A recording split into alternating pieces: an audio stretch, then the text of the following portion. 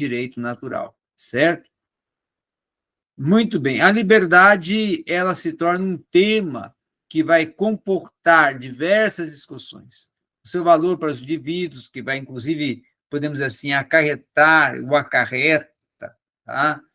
Debates, e questionamentos, teses, contrateses, porque é uma temática, a temática da liberdade do cidadão, que é muito questionada. Um dos filósofos que mais, quem sabe, trabalhou o conceito de liberdade nem foi Aristóteles, foi o Sócrates, tá? Foi um nós estamos tratando dos socráticos, quando se fala socráticos, claro, Sócrates, Platão e Aristóteles, se bem que Sócrates não foi o grande assim escritor, porque quem vai interpretar e construir todos os escritos, né, ou vai trazer a oportunidade de ser conhecido todos os escritos, teses, conceitos de Sócrates, foi seu discípulo Platão. Então, na academia sempre vai ser falado, mencionado, que Sócrates foi interpretado por Platão, o que Platão interpretou Sócrates, tá? Muito bem.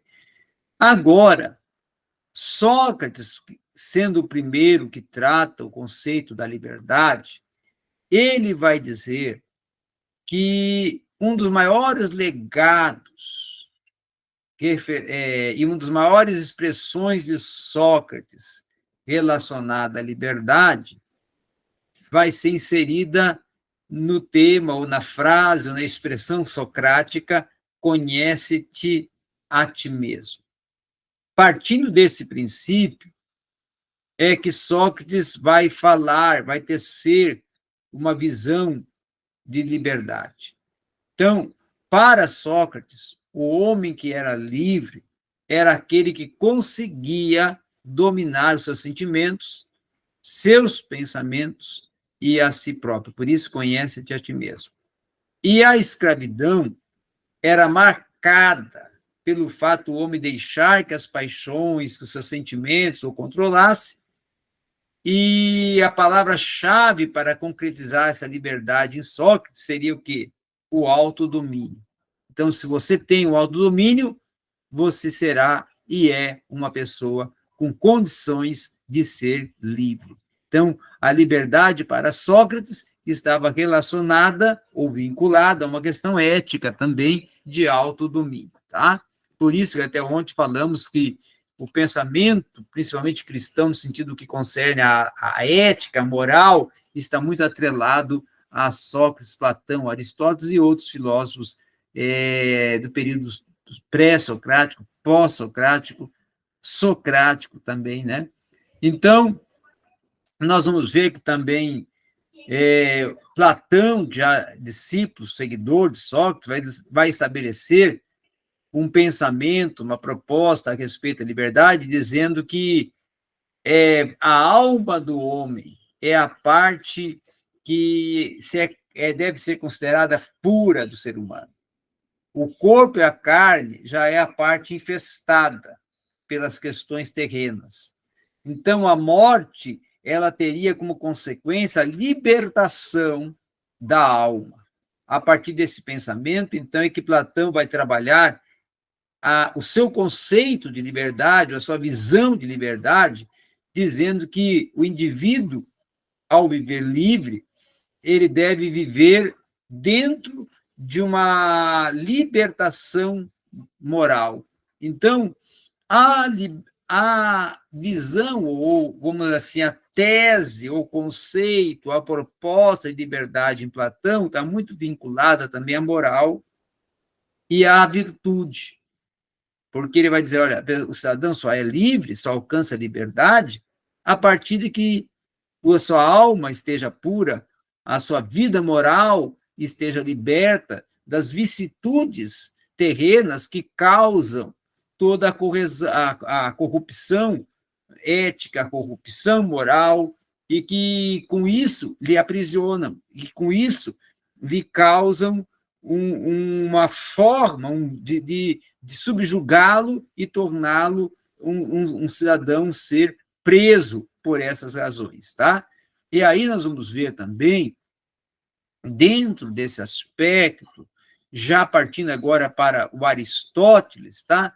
A liberdade como capacidade do homem em optar entre as diversas alternativas que a vida vai lhe oferecer, e o homem, para ser livre, vai precisar, nesse caso, ser hábil a escolher entre as opções que lhe são oferecidas, inclusive a eleição, não é? A oportunidade de uma condição voluntária, racional, mais expressiva, e também a liberdade para Aristóteles, na visão de Aristóteles, seria uma condição de escolher o certo.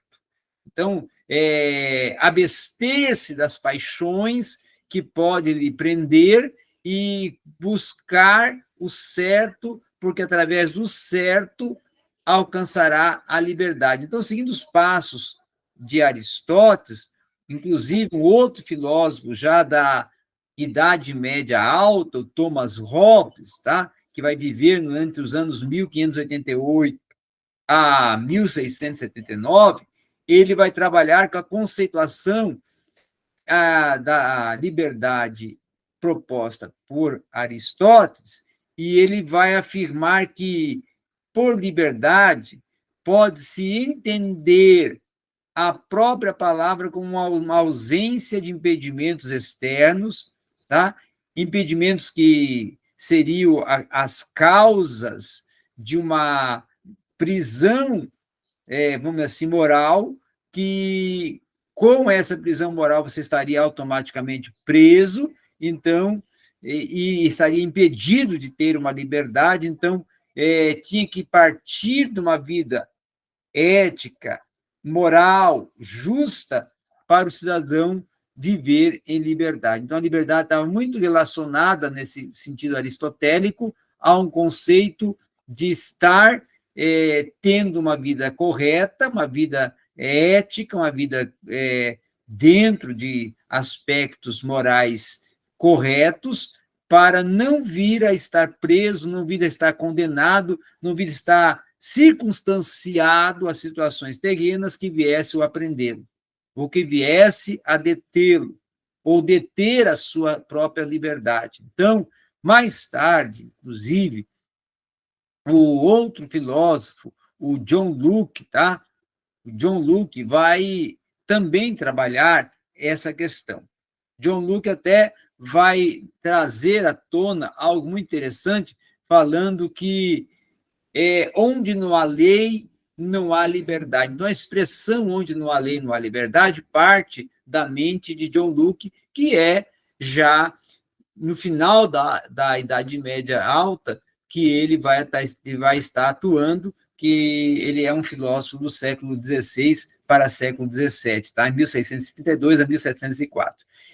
E John Locke vai diferenciar a liberdade natural da liberdade civil, explicando que a natural vai consistir em estar livre de qualquer parte ou de qualquer poder no aspecto superior sobre a Terra, e não vir a estar submetido à vontade ou à autoridade legislativa do homem, mas tendo por regra apenas a lei da natureza, tá? Que, então, nesse sentido, nós podemos até dizer que essa proposta de John Locke, ela é a proposta que vai sedimentar a liberdade no contexto natural e no contexto civil. Rememorando a natural, para ficar bem guardada em sua mente, eu vou até rememorar nesse aspecto, tá? Para essa proposta. Ela vai consistir em estar livre de qualquer poder superior sobre a Terra e não estar submetido à vontade ou à autoridade legislativa do homem, mas ter por regra apenas a lei da natureza, que seria, no caso, o cidadão ter por regra ou por forma de governo ou de norma de lei, de regra de vida, as leis naturais ou a lei da natureza. Tá?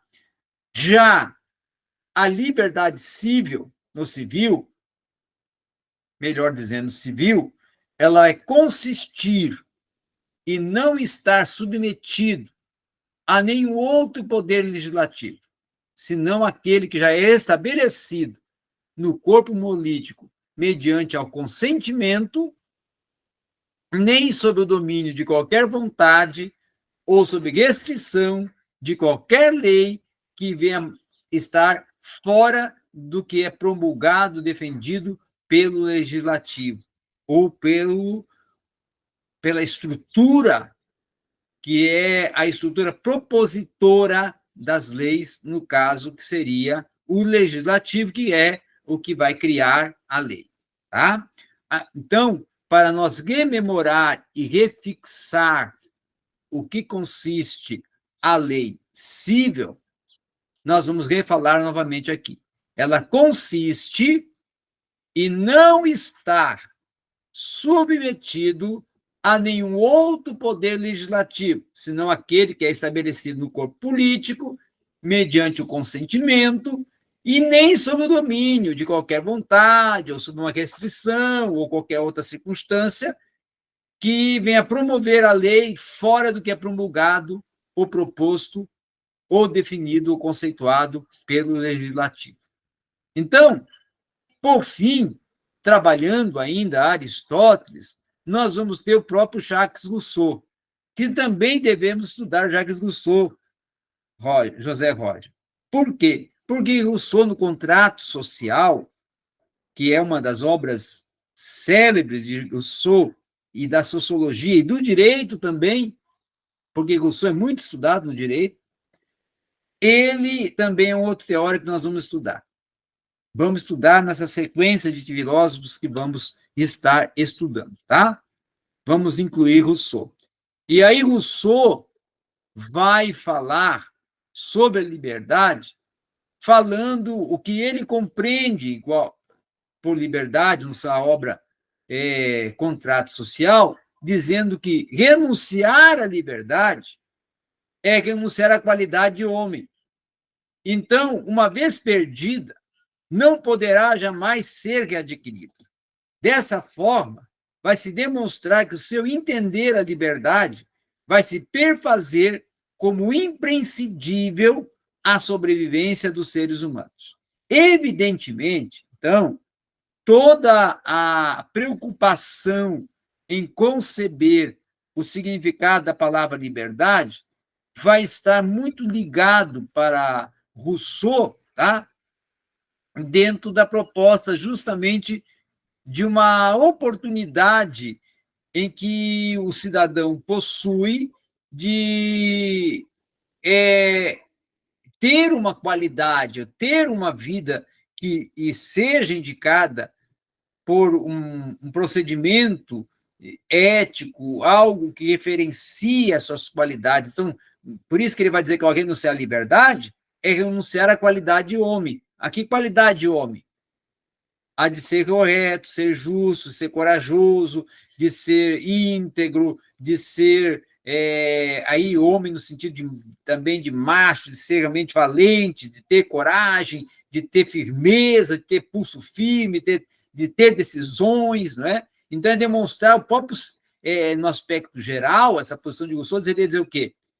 Que a liberdade seria coibir o homem de existir. Sintetizando o que Rousseau quer dizer é isso. Renunciar à liberdade ou privar o ser humano, o homem, de ter liberdade é privar, impedir a sua própria existência, segundo Jacques Rousseau. E aí, evidentemente, partindo do princípio da ideia proposta por Rousseau, a liberdade se torna, então, uma grandeza, em que cada ser, ela tem uma influência, sobre cada ser ela possui uma influência em diferentes aspectos e fatores. Então, a liberdade, em todos os seus aspectos, nós vamos dizer que ela possui uma relevância tamanha que se torna diferenciada entre as diversas nações, estados, leis, normas, não é? Sendo, inclusive, até podendo assim ser consagrada e referendada como um direito fundamental dos homens, como um direito fundamental que, inclusive, estaria e está implícito no direito natural.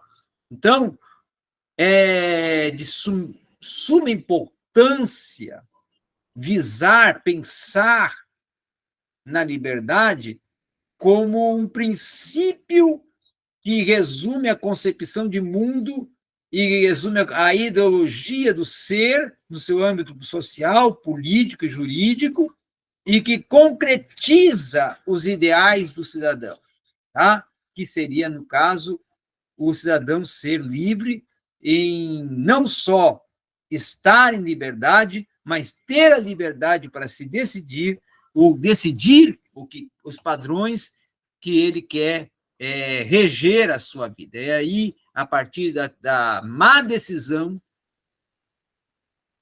que ele é coibido de ser liberto, de estar em liberdade, e que acarreta a sua condenação. Então, a sua condenação surge a partir da não perfeita administração da sua condição natural de liberdade.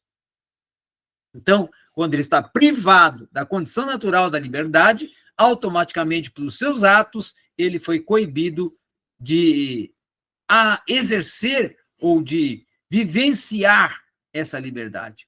Então, esses direitos, nós podemos dizer que são considerados básicos, necessários, para uma convivência harmoniosa, pacífica, para a condição de liberdade, para a condição de um ser que está e vive em liberdade, tá? Uma outra coisa também importante nós aqui pensarmos e considerarmos, José Roger, é a questão principalmente proposta por Aristóteles da integridade. Então, a partir do momento que o ser ele pratica atos que resultem em uma integridade moral, ele está se encaminhando para a perca da sua liberdade. Então, a liberdade ela está vinculada à vida moral, à vida ética, à integridade do cidadão. E a integridade alcança-se a partir do comportamento, tá? Então, essa defraudação do comportamento, ela é que priva a liberdade, tá? Então, é basicamente nessa proposta que é trabalhado, que é pensado, que é visado os dispositivos de liberdade a partir da visão não somente de Aristóteles, não somente de John Locke, de Rousseau, mas também dos que nortearam o pensamento de Aristóteles concernente à liberdade, que foi Sócrates e Platão, tá? E claro que partindo para até a Constituição Federal, partindo até para o direito natural, para o direito do cidadão,